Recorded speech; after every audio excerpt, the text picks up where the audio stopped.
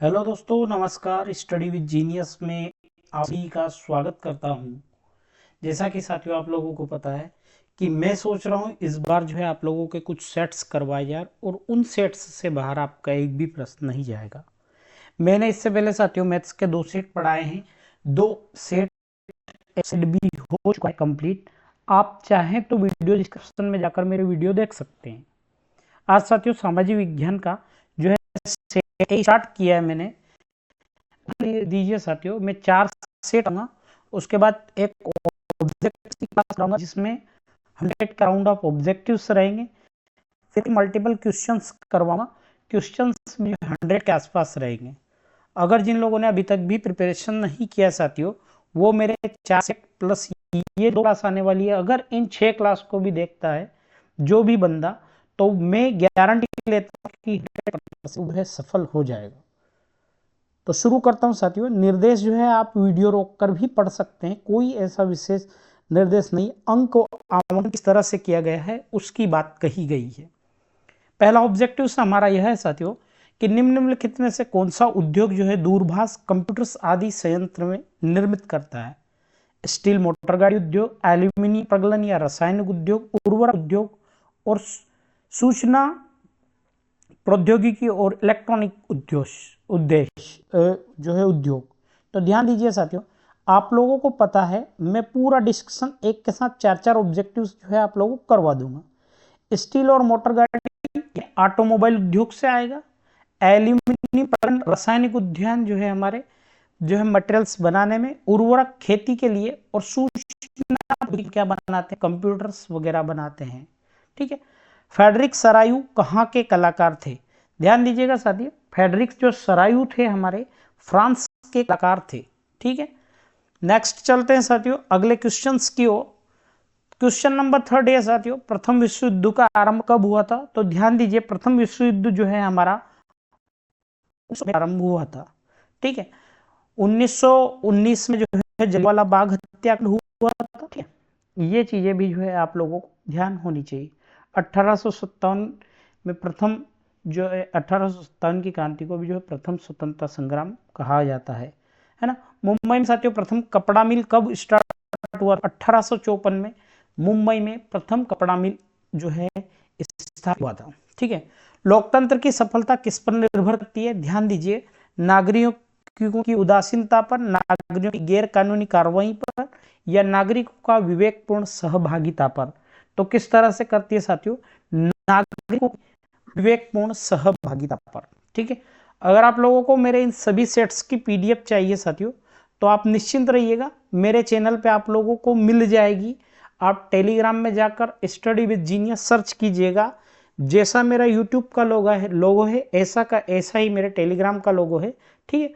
तो वहां से जो है आप जो है पीडीएफ प्राप्त कर सकते हैं। अर्थव्यवस्था के मुख्यतः कितने क्षेत्र होते हैं? तो ध्यान दीजिए साथियों, अर्थव्यवस्था के मुख्यतः 3 क्षेत्र होते हैं। ठीक है। कितने क्षेत्र होते हैं? 3 क्षेत्र होते हैं। ठीक है। अब आते हैं साथियों, अब आते हैं हमारे रिक्त स्थान पर। ठीक है।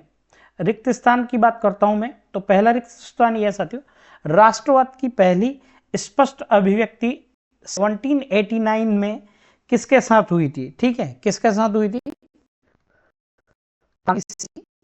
है इस साथ हुई थी। ठीक है। फरवरी 1922 में, ठीक है, किसने असहयोग आंदोलन को वापस लेने का फैसला किया? तो ध्यान दीजिएगा, गांधी जी ने। ठीक है। चुनने समेटे वाला, चुनने समेटे वाला क्या कहलाता है? फूलक कहलाता है। ठीक है। एक प्रजातांत्रिक सरकार, एक प्रजातांत्रिक सरकार किसके प्रति उत्तरदायित्व? ध्यान दीजिए, प्रजातंत्र अर्थात जनता के प्रति जो है उत्तरदायित्व होती है। भारत का सर्वाधिक साक्षरता वाले राज्य की बात करता है तो केरल साक्षर। ठीक है। सर्वाधिक साक्षर जो राज्य है वो केरल है। भारत में क्या होता है? भारत में अनुपातिक श्रमिक संगठन क्षेत्र में काम कर रहे हैं। कैसे? बड़े बड़े अनुपातिक क्षेत्र में काम कर रहे हैं। ठीक है। अब आते हैं साथियों सत्य असत्य की ओर। ठीक है। वायु परिवहन भारत में मुख्य परिवहन साधन है। क्या सही बात है? क्या वायु परिवहन तो हमारे देश में कभी भी नहीं हो सकता है? बंदरगाह जल व थल के मिलन को स्थल को कहते हैं, आप भी जानते हो बंदरगाह को कहते हैं। ठीक है, यूरोपियन संघ का मुख्यालय कहाँ है? यूरोपियन संघ का मुख्यालय ब्रुसेल्स में है। और ध्यान दीजिए, बहुत चर्चा में रहा था यूरोपियन संगठन EU। क्यों चर्चा में रहा था? क्योंकि यूक्रेन जो है रसिया वार था, उसमें यूरोपियन संगठन का मुख्यालय ब्रुसेल्स में है। और ब्रुसेल्स बेल्जियम की राजधानी है। बेल्जियम कहाँ है? एक यूरोपियन देश है। ठीक है, सन 1948 में श्रीलंका स्वतंत्र राष्ट्र बना। क्या ये बात सही है क्या? तो हम कहेंगे ये सही बात है। भारतीय संविधान ने भारत को राज्यों का संघ घोषित किया गया है, ये भी सही है। लैंगिक समानता के आधार पर स्त्री पुरुष की जैविक बनावट है, ये गलत है। लैंगिक समानता का मतलब ये होता है साथियों, हर लिंग को बराबर जो है दर्जा दिया जाना चाहिए। ठीक है, अब सही जोड़ी की बात बताऊं तो ये बताया भी है, आप जाके मेरे वीडियो देख सकते हो। जब हम कर्तन ध्वनि की बात, कर्तन दहन प्रणाली कौन सी है? ठीक है, दूसरा साथियों वंदे मातरम, आप सभी जानते हैं वंदे मातरम किसने लिखा है? बंकिम चंद्र चट्टोपाध्याय ने लिखा है। ठीक है, हिंद स्वराज की बात करता हूं साथियों, तो हिंद स्वराज है ना, हिंद स्वराज गांधी जी की पत्रिका है हिंद स्वराज।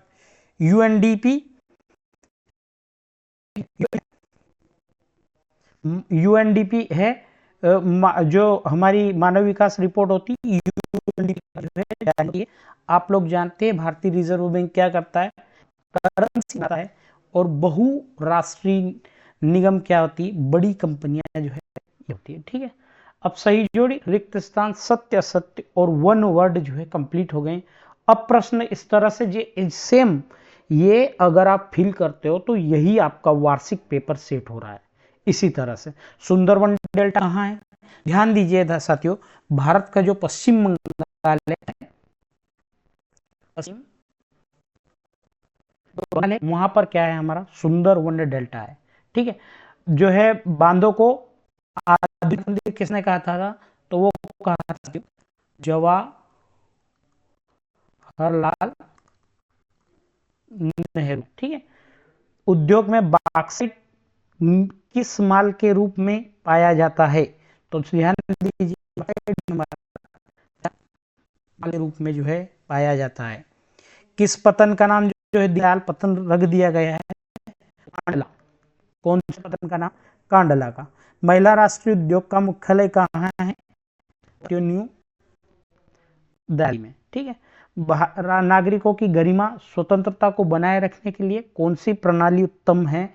तो ध्यान दीजिए, लोकतांत्रिक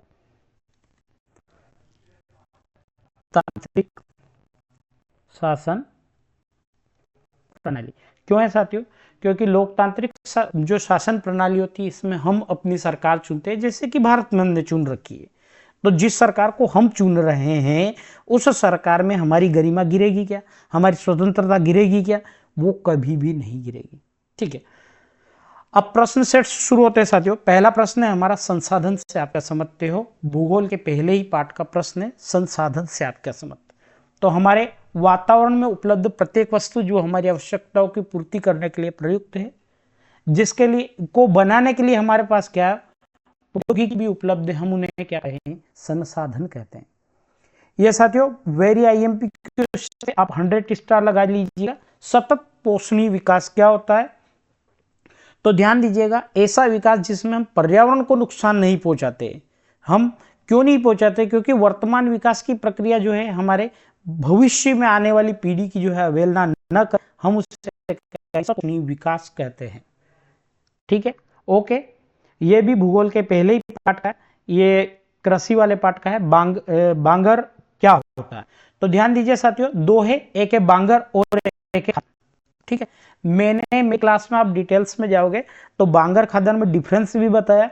मतलब आप बांगर और खादर का डिफरेंस ज्ञात कर लीजिए तो आपके सारे प्रश्न बन जाएंगे, क्योंकि बांगर भी आ सकता है, खादर भी आ सकता है।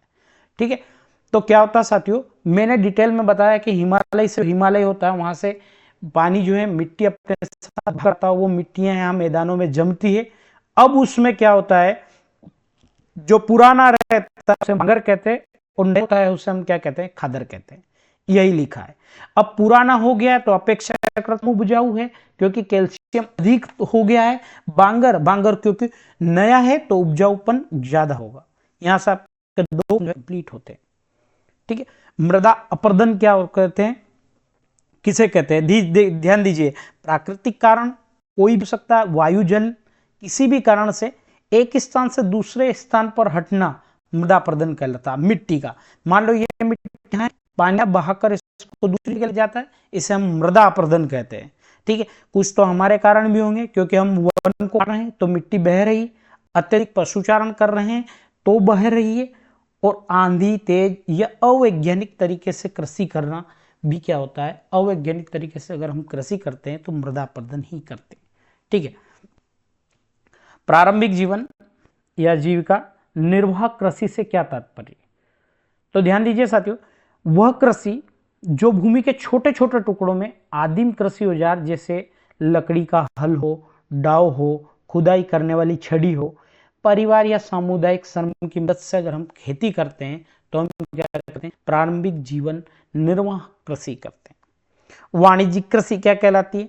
अब वाणिज्यिक कृषि और इसके साथ साथ आपको दो विशेषता बतानी है, तो ध्यान दीजिए साथियों, ऐसी कृषि करें हम जिसमें जो फसल उगाए हम उसे सीधा मार्केट में बेच दे, यानी बाजार में बेचने के लिए जिन फसलों के हम करते हैं हम उन्हें कहते हैं वाणिज्यिक कृषि। जैसे गन्ना, कपास, क्योंकि आदमी क्या करता है, इन चीजों को सीधा जो है मार्केट में बेचता है, तो हम क्या कहेंगे, वाणिज्यिक कृषि कहेंगे। किसान आधुनिक निवेशों जैसे अधिक पैदावार देने वाले बीजों, रासायनिक उर्वरक, कीटनाशकों का प्रयोग कर सकते हैं। प्रति हेक्टेयर इनकी जो है उत्पादकता बहुत ज्यादा होती है।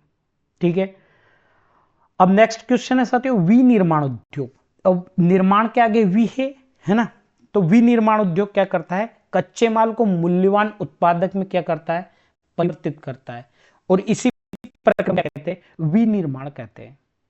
जब वह उत्पादन अधिक मात्रा में किया जाता है तो विनिर्माण उद्योग के अंतर्गत आता है। जैसे कि हम गन्ने से चीनी बना रहे हैं तो हम क्या कर रहे हैं, चीनी से गन्ना बनाने में हम विनिर्माण ही कर रहे हैं। यह प्रश्न बड़ा होकर भी आ सकता है, विनिर्माण उद्योग किसे कहते हैं, इनकी जो है विशेषता या उपयोगिता बताइए। तो उपयोगिता भी मैंने ये प्रश्न भी इसी में ऐड कर दिया है ताकि आपके एक से मल्टीपल ऑफ क्वेश्चंस जो है बन सके। लेकिन ध्यान दीजिए 4 सेट पढ़ा रहा हूं तो निश्चिंत रहिएगा, कहीं ना कहीं सारे क्वेश्चंस जो है कवर हो जाएंगे। तो इनकी उपयोगिता यह है साथियों, रोजगार। विनिर्माण उद्योग में बड़ी संख्या में कुशल अकुशल श्रमिकों को जो है रोजगार देने का प्रमुख साधन होता है। कृषि संसाधनों का समुचित दोहन, देश में उद्योग के विकास की बड़ी मात्रा में प्राकृतिक संसाधनों का समुचित दोहन जो है इनके द्वारा संभव होता है। ठीक है, अब दो चीजें साथियों, राष्ट्रीय राजमार्ग किसे कहते हैं। ठीक है, राष्ट्रीय राजमार्ग किसे कहते हैं, राष्ट्रीय राजमार्ग साथियों ऐसे होते हैं जो एक से अधिक राज्यों में जो घूमते हैं, कहीं कहीं एक या एक से दो राज्यों में भी जो है राष्ट्रीय राजमार्ग रहते हैं, ये सीधी बात। इनका बनाने वाला जो है विभाग होता है साथियों CPWD कहते हैं, जिसे इंग्लिश में कहते हैं सेंट्रल पब्लिक वर्क डेवलपमेंट, या हिंदी में इसे कहते हैं केंद्रीय लोक निर्माण विभाग। ठीक है, राष्ट्रीय राजमार्ग जो होती साथियों प्राथमिक सड़क तंत्र है जिसका निर्माण रख रखाव जो है PWD करती है, CPWD के अधिकार में होता है। ये सड़कें राज्य की राजधानी, बड़े शहरों से या मुख्य पत्तनों को जो है आपस में जोड़ती है। ठीक है, अब एक योजना आई थी साथियों, स्वर्णिम चतुर्भुज महामार्ग योजना। तो ये जो स्वर्णिम चतुर्भुज महायोजना आई थी साथियों, इसमें दिल्ली से कोलकाता, चेन्नई से मुंबई और दिल्ली होने वाली 6 लेन जो है वाली महाराजा सड़क परियोजना है, जिसके 2 गलियारे जो है प्रस्तावित हुए थे। एक गलियारा दक्षिण जो कि श्रीनगर से कन्याकुमारी को जोड़ेगा, एक पूर्व से पश्चिम जो कि असम के सिलचर से गुजरात के पोरबंदर को जो है जोड़ता है। यही योजना हमारी क्या कहलाई, स्वर्णिम चतुर्भुज महाराज मार्ग योजना कहलाती है। ठीक है, अब बात आती है आपके प्रश्न मन में प्रश्न है साथियों, राज्य राजमार्ग किसे कहते हैं। तो ध्यान दीजिए, राज्यों की राजधानियों के को जिला मुख्यालय से जोड़ने वाली जो सड़कें होती राज्य राजमार्ग कहलाती है। जिला मार्ग क्या कहलाती? वे सड़कें जो विभिन्न प्रशासनिक केंद्रों को मुख्यालय से जोड़ती है। जैसे हमारी तहसीलों को अगर हम जिले से जोड़ते हैं तो इससे जिला मार्ग कहलाती है। इन सड़कों के लिए जिला परिषद जो है, यही स्टेट लेवल पर जो है इन सड़कों का संचालन होता है। ठीक है। रेशम मार्ग क्या है? इस पर किन किन वस्तुओं का जो है व्यापार होता है? तो ध्यान दीजिए साथियों, एशिया के विशाल भागों को परस्पर जोड़ने के साथ ही साथ यूरोप, उत्तरी अफ्रीका से जा मिले थे। इस मार्ग में रेशम, चीनी, पाटरी, कपड़े, मसाले, चांदी आदि का व्यापार होता था। ध्यान दीजिए साथियों, एशिया को यूरोप से, अफ्रीका से सबसे जोड़ने वाले, और जहां पर इन चीजों को रेशम, चीनी, है ना, कपड़े, मसाले आदि, चांदी, सोना सबका व्यापार होता है, ऐसे मार्गों को हम रेशम मार्ग कहते थे। अब एक शब्द बहुत ही इंट्रोड्यूस हुआ था साथियों, वीटो पावर, है ना। लोग कहते हैं कि भारत के पास जो है संयुक्त राष्ट्र संघ में वीटो पावर नहीं है, इसलिए जो है हम मजबूत नहीं है। तो वो वीटो पावर क्या होता है? वीटो पावर को हिंदी में कहते हैं साथियों निषेधाधिकार, और इसका मतलब ये थे वह अधिकार जिसके सहारे एक ही सदस्य की असहमति से किसी प्रस्ताव को जो खारिज किया जा सके, हम वीटो पावर कहते हैं। क्योंकि बहुत बार ये शब्द जो है पूरे साल चर्चा में आता है, हमेशा लीजिए छप सकता है। बहुत बार ऐसा इंट्रोड्यूस हुआ है साथियों कि वीटो पावर अमेरिका ने लगा दिया है। वीटो पावर का मतलब ये हुआ साथियों कि जैसे मेरे घर में 10 सदस्य है, लेकिन हमारी फैमिली में जो है हमारे पिताजी के पास ही वीटो पावर है। पिताजी ने कह दिया कि आज जो है दाल नहीं बनेगी तो नहीं बनती है, इसे कहते हैं वीटो पावर। और उसी जगह अगर आप पिताजी की जगह आप हुए और आपने कहा कि दाल नहीं बनेगी, तो घर वाले अवश्य बनाएंगे, क्योंकि आपके पास वीटो पावर नहीं है। गुमास्ता से क्या तात्पर्य लीजिएगा, ईस्ट इंडिया कंपनी ने बुनकरों पर नियंत्रण रखने के लिए नियुक्त वेतनभोगी कर्मचारी जो होते गुमास्ता कहलाते हैं। छपने वाला प्रश्न, स्टेपलर क्या होता है? ये साथियों 2 नंबर वाले प्रश्न है ना, 1 वर्ड 1 वाक्य में भी आ सकते हैं, इसलिए ध्यान रखिएगा, इनके आने के चांसेस ज्यादा है ना। क्या है अगला प्रश्न है साथियों हमारा, स्टेपलर क्या है? Question number 13। ठीक है। वह व्यक्ति जो रेशो के हिसाब से वह व्यक्ति जो रेशो के हिसाब से उनको स्टेपल करता है या छांटता है, हम उसे कहते हैं स्टेपलर कहते हैं। क्वेश्चन नंबर 14 है ना, मुद्रण संस्कृति के 2 नाम लिखिए।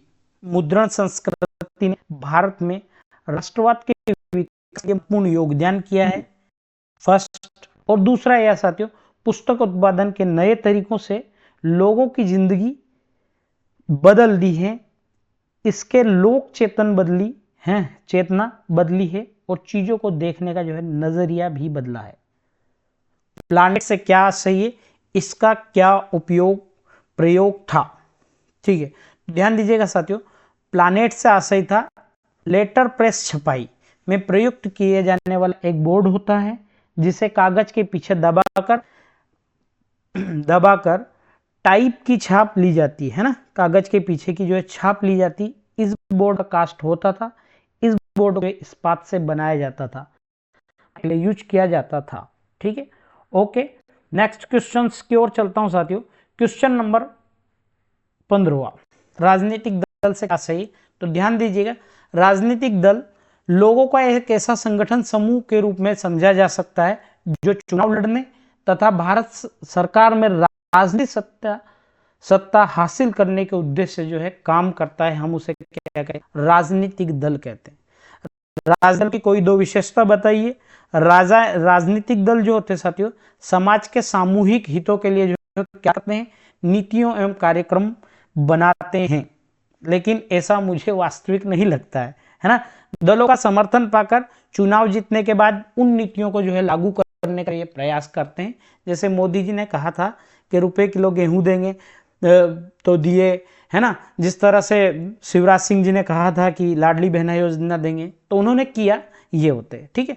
प्रचंड बेरोजगारी का क्या आशय है? ठीक है, प्रत्येक व्यक्ति कुछ कार्य कर रहा है परंतु किसी भी पूर्ण रोजगार उसके पास प्राप्त नहीं, इसे हम प्रच्छन्न या अल्प बेरोजगारी की स्थिति कहते हैं, जहां लोग प्रत्यक्ष रूप से कार्य कर रहे हैं लेकिन उनकी क्षमता से कम काम कर रहे हैं। जैसे कि आप 10 रोटी खाते हैं लेकिन आपको 2 ही मिल रही है, लेकिन मिल रही है। इस तरह से रोजगार है, आप काम 400 रुपए का कर सकते हैं, आपको 100 रुपए का मिल रहा है, इसे ही कहेंगे प्रच्छन्न या अल्प बेरोजगारी। श्रम विभाजन क्या है? ठीक है, श्रम विभाजन एक महत्वपूर्ण आर्थिक अवधारणा होती है जिसमें किसी कार्य की प्रक्रिया को कई कार्यों में विभाजित जो है किया जाता है। प्रत्येक कार्य एक अलग व्यक्ति या अलग समूह को दिया जाता है। इस तरह से काम या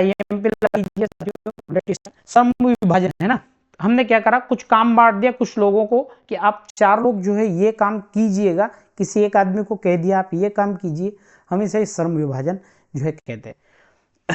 क्वेश्चन नंबर 17 साथियों, विदेशी निवेश किसे कहते हैं? तो ध्यान दीजिए, किसी एक देश की एक कंपनी या नागरिक द्वारा दूसरे देश कहते हैं विदेशी निवेश कहते हैं। बहुराष्ट्रीय कंपनी द्वारा किया गया निवेश ही विदेशी निवेश कहलाता है ना। बाहर से आकर हमारे देश में अगर कोई आदमी करता है निवेश तो हम कहेंगे विदेशी निवेश कहेंगे। ठीक है, बहुराष्ट्रीय कंपनियों से क्या आ सकता है, वह कंपनियां जो एक से अधिक देशों में उत्पादन पर जो है नियंत्रण करती है, स्वामित्व रखती है, हम उसे कहते हैं बहुराष्ट्रीय कंपनी। जैसे एलजी, ये कंपनियां क्या सकती हो, दुनिया के और कई देशों में जो है इनके प्रोडक्ट चलते हैं, हम ऐसी कंपनियों को बहुराष्ट्रीय कंपनी जो है कहते हैं। ठीक है, नेक्स्ट क्वेश्चंस की ओर चलते हैं साथियों। भारत में वन को कितने भागों में बांटा गया है? 3 भागों में बांटा गया, आरक्षित, रक्षित, अवग्रीकृत वन। ठीक है, आरक्षित वन ये स्थायी वन क्षेत्र होते हैं जिनका रखरखाव इमारती लकड़ी है ना, अन्य वन उत्पादक और उनके बचाव के लिए जो है किया जाता है। देश में आधे से अधिक जो है आरक्षित वन घोषित है। जहां तक वन में वन्य प्राणियों के संरक्षण की बात है, आरक्षित वनों को सर्वाधिक मूल्यवान होते हैं। रक्षित वन ऐसे रक्षित वन जिनका रखरखाव इमारत लकड़ी अन्य पदार्थ तथा उनके बचाने के लिए जो है किया जाता है। वन विभाग के अनुसार कुल देश का 33% वन क्षेत्र जो है नष्ट होने से बचाने के लिए जो है इनकी सुरक्षा की जाती है। अवग्रीकृत वन ऐसे वन जो बंजर भूमि या सरकार व्यक्ति स्वामित्व को जो है सौंप दिए गए, इनमें मतलब फ्री पड़ी हुई भूमि में जो वन है हम उन्हें अवग्रीकृत वन कहते हैं। टाइगर प्रोजेक्ट, ध्यान रखिए साथियों, टाइगर प्रोजेक्ट का ऑब्जेक्टिव आ सकता है। भारत में इसकी शुरुआत कब हुई? 1973 में जो है टाइगर या बाघ प्रोजेक्ट जो है परियोजना प्रारंभ हुई, क्योंकि बाघ जो है संकटग्रस्त जाति थी, उनको बचाने के लिए किया गया। अपितु इसका उद्देश्य बड़े आकार के जैव जाति को बचाने का दूसरे को बचाने। उत्तराखंड का बेट है ना, पश्चिम बंगाल का सुंदरवन राष्ट्रीय उद्यान, मध्य प्रदेश का देवगढ़, राजस्थान का रिस्का पशु विहार, असम का मानस बाघ परियोजना और केरल का बाघ जो है इस संरक्षण परियोजना के जो है उदाहरण है। ध्यान रखिएगा, इन पे ऑब्जेक्टिव आ सकता है कि पेरियार टाइगर रिजर्व कहाँ है, तो ध्यान दीजिए केरल में है ना। संघवाद या संघीय शासन व्यवस्था क्या है? तो ध्यान दीजिए साथियों, संघवाद या संघीय शासन व्यवस्था एक ऐसी शासन व्यवस्था है जिसमें सर्वोच्च सत्ता केंद्रीय प्राधिकार और उसके विभिन्न अनुच्छिक इकाइयां भी बटी जाती है। संघीय शासन व्यवस्था 2 स्तरों की सरकार होती है, जैसे केंद्र सरकार और राज्य सरकार। ठीक है, केंद्र सरकार राष्ट्रीय महत्व पर कानून पर विषय बनाती है और राज्य सरकार जो है हमारे स्थानीय या प्रांतीय चीज पर जो है कानून बनाती है। इस तरह दोनों ही सरकार अपने अपने स्तर पर क्या करती है, लोगों के कल्याण का काम जो है करती है। ठीक है, ओके। क्वेश्चन इसके अथवा वाला क्वेश्चन है साथियों, संघीय शासन की व्यवस्थाएं बताइए है ना। सरकार के 2 से अधिक संघीय शासन व्यवस्था में सर्वोच्च सरकार केंद्रीय प्राधिकरण या उसकी विभिन्न अनुषंगिक इकाइयां भी बटी रहती। आमतौर पर संघीय व्यवस्था 2 स्तरों की सरकार होती है, इसमें एक पूरे देश को संभालती है, दूसरी पूरे राज्य को संभालती है। ये व्यवस्था कहाँ है? हमारे भारत में। ठीक है, एक नागरिक समूह या अलग अलग अधिकार क्षेत्र के अलग अलग ही सरकारें एक नागरिक समूह पर शासन करती है। परंतु कानून बनाने, कर वसूलने का अधिकार जो है अपना अपना होता है। सेंट्रल गवर्नमेंट उसके हिसाब से, लेकिन स्टेट गवर्नमेंट उसके हिसाब से टैक्स लगा सकती है। ठीक है। संविधान की सर्वोच्चता, संविधान में सरकार के विभिन्न स्तरों के क्षेत्रों का स्पष्ट रूप से वर्गीकरण किया गया है साथियों। राज्य सरकार के विषय अलग हैं, केंद्र सरकार के विषय अलग हैं, राज्य अलग चीजों पर कंट्रोल करती हैं, सेंट्रल गवर्नमेंट अलग चीजों पर कंट्रोल करती है। इस सारी चीजों का उल्लेख जो है हमारे संविधान में किया गया है। ठीक है। अब क्वेश्चन नंबर 20वें की बात करते हैं साथियों। 20वां प्रश्न ये, किन्हीं 3 परिणामों का जो है उल्लेख करना है आपको लोकतंत्र असफल रहता है।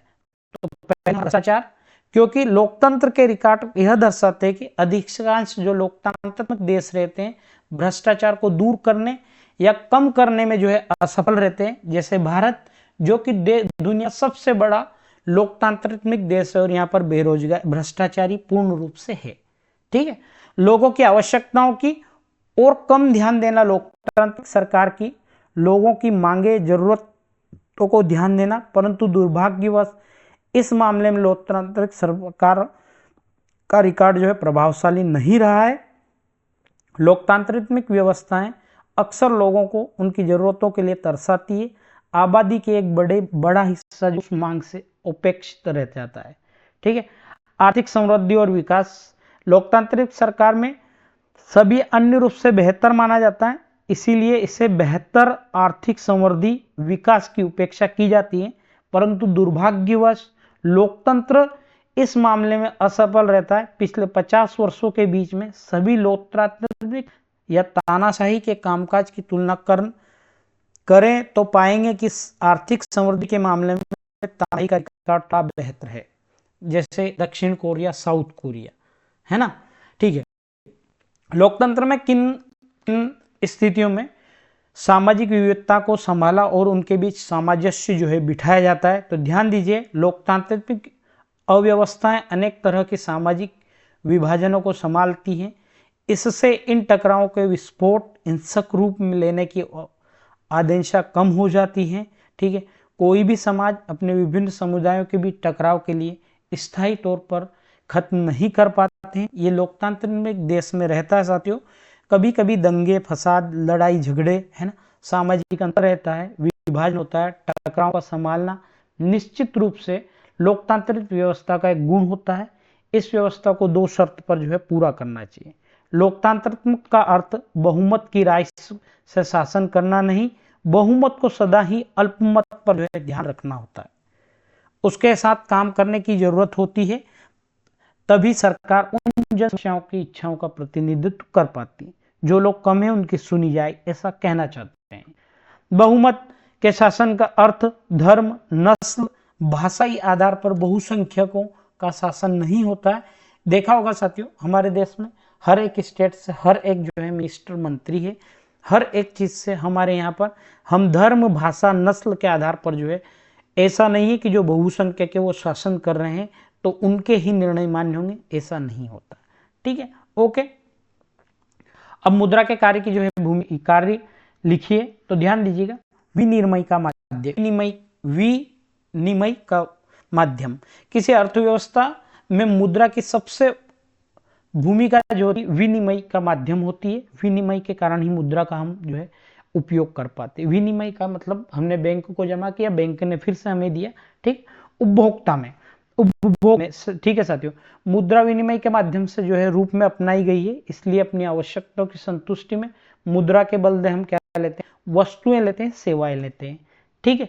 व्यापार में अब मुद्रा है तो हम जो है मुद्रा की सहायता से एक स्थान से दूसरे स्थान पर करना तथा विक्रय जो है किया जाता है। साथ ही साथ बजट निर्माण, शासकीय व्यय, प्राप्तियों के माप मुद्रा में किया जाता है, जिससे करों दर, ऋण पर ब्याज, इन सारी नीतियों को जो है हम मुद्रा से ही डिसाइड कर पाते हैं। अगर आज हमारे पास पैसा नहीं होता तो क्या हम 1 बोरी गेहूं का टैक्स लगाते? क्या नहीं लगा पाते ना। तो ये सारी व्यवस्थाएं जो मुद्रा से होती है। वो प्रश्न आईएमपी लगा लीजिएगा साथियों, आ सकता है। 100 स्टार जो है आप इस प्रश्न में दे सकते हैं, 100 स्टार आईएमपी। ठीक है। ओके, चलते हैं नेक्स्ट क्वेश्चन की ओर साथियों। नेक्स्ट क्वेश्चन ये है, आवश्यकता के दोहरे संयोग को जो है समझाइए। तो आवश्यकता का दोहरा संयोग ये होता है साथियों, मुद्रा विनिमय जो प्रणाली होती है वस्तु विनिमय प्रणाली से अधिकतम है। आवश्यकताओं के दोहरे संयोग की समस्या, वस्तु विनिमय की समस्या कठिन, सबसे कठिन समस्या। यदि दो व्यक्तियों की आवश्यकता संबंधित वस्तु से नहीं मिल पा रही है तो विनिमय होना संभव है, असंभव है। अर्थात किसी आदमी को जूते निर्माण को गेहूं की आवश्यकता है तो वह पहले ऐसा गेहूं वाला ढूंढेगा जिसके पास न केवल गेहूं हो बल्कि उसे जूते भी चाहिए, सीधी बात है। तो क्या होता साथियों, जो ये दोहरे संयोग किए थे मुद्रा का उपयोग करके वह तुरंत ही जो है जूता खरीद सकता है। अब बाजार में हम गए, हमें जूते चाहिए लेकिन हमारे पास गेहूं है तो हम गेहूं वाले को ढूंढेंगे क्या कि उसको गेहूं दे और उससे जूते ले, अगर उसके पास जूते नहीं निकले तो। इसलिए दोहरे संयोग की आवश्यकता इसलिए जरूरी है साथियों, अगर हमारे पास पैसा है तो हम जूते वाले से जूते खरीद लेंगे, पैसे है तो गेहूं वाले से गेहूं खरीद लेंगे, ठीक है। अगर हमें गेहूं बेचना है तो हम गेहूं वाले को गेहूं बेच देंगे जो गेहूं ले रहा है, और जो जूते बेच रहा है उससे हम जूते ले लेंगे। इस तरह से ये जो समस्या मुद्रा से ही संभव है। असहयोग आंदोलन के कोई 4 कारण लिखिए। तो पहला कारण है सरकार की दमनकारी नीति, प्रथम विश्व युद्ध का प्रभाव, 1919 मॉन्टेग्यू चेम्सफोर्ड एक्ट का निराश, और रौलाट एक्ट, साथ ही साथ जलियांवाला बाग, ठीक है। तो ये 4 जो है उसके प्रमुख कारण रहा था, जिसके कारण की जो है असहयोग आंदोलन के कारण है। असहयोग आंदोलन इन्हीं कारणों से जो है हुआ था, ठीक है। यहां से इन कारणों से आप पढ़ते हो साथियों, तो इसमें प्रथम विश्व युद्ध का क्या प्रभाव रहा वो सारी चीजें जो है हम एक साथ पढ़ पाएंगे, ठीक है। सरकार क्या कर रही थी साथियों, दमन कर रही थी, असंतोष था, विद्रोह की भावनाएं हमारे अंदर थी, राष्ट्रीय आंदोलन को कुचला जा रहा था, है ना। सरकार क्या कर रही थी, क्रिमिनल लॉ अमेंडमेंट एक्ट लाई थी, प्रेस एक्ट लाई थी, एक्सप्लोसिव सबसेंटेट एक्ट लाई थी, क्रांतिकारियों को काला पानी, आजीवन कारावास की सजा दे रही थी। इसीलिए जो है हमारे यहाँ क्या ब्रिटिश सरकार के खिलाफ जो है हमारा आक्रोश बढ़ा और हमने जो है असहयोग आंदोलन में सक्रिय भूमिका निभाई। प्रथम युद्ध का यह प्रभाव रहा था साथियों, आत्मनिर्भर निर्णय के सिद्धांत का जो है प्रतिपादन किया था। इस सिद्धांत के प्रभाव से चीन, भारत आदि देशों में जो राष्ट्रीयता की लहर दौड़ी थी और कांग्रेस अंग्रेज सरकार से आत्मनिर्णय के अधिकार की जो है मांग कर रही थी। तो इसलिए जो है हम लोग और जो है असहयोग आंदोलन की ओर बढ़ गए। 1919 में साथियों मार्चेंट चेम्सफोर्ड जो रिपोर्ट आई थी, एक्ट आया था, प्रथम विश्व युद्ध, है ना, 1919 में मार्चेंट सुधार योजना प्रकाशित हुआ। इस योजना में भारतीयों की आशाओं पर कांग्रेस ने इस सुधार को अपूर्ण, असंतोषजन और निराशापूर्ण कहकर जो है इसकी आलोचना करके जो है असहयोग की नीति को अपनाया था।